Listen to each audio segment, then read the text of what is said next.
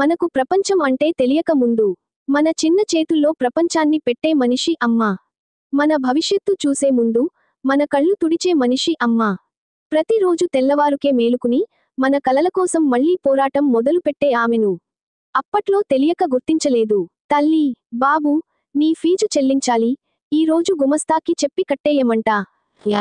కొడుకు యవ్వనంలో ఇంటర్ పూర్తి చేసి సిటీకి వెళ్లేటప్పుడు బయలుదేరిన రోజు తల్లి కన్నీళ్లు చూపించలేదు. కాని ఆమె చేతిలోని గోధుమ రొట్టె ముక్క మాత్రం కన్నీళ్ల రుచి తెచ్చింది. కొడుకు జాబ్లో సెటిల్ అయిన తర్వాత తల్లి ఇంట్లో ఏకాంతంగా. ఆమె మన కోసం జీవితం మర్చిపోయింది. కాని మనం మాత్రం మన జీవితంలో అమ్మను ఒక్కసారైనా అడిగామా? కొడుకు ఫోన్లో, అమ్మా, అప్పుడెప్పుడో ఫోన్ చేస్తాను అంటూ మిస్ కాల్గా మారిపోతున్నా. కొడుకు హఠాత్తుగా ఇంటికి వస్తాడు, తల్లి ఆశ్చర్యపోతుంది. తల్లి విస్మయంగా, ఇంత సడెన్ వచ్చావేంటి బాబూ, ఏం జరిగింది? కొడుకు, మీరు పోస్ట్ చేసిన ఓ పాత ఫోటో చూసి తెలుసుకున్నా అమ్మా, నేను బిజీ కాదన్నమాట అబద్ధమైందని. ప్రపంచాన్ని చూసిన తర్వాతే తెలిసింది, మన శ్వాస వెనక ఎవరు నిలిచారో.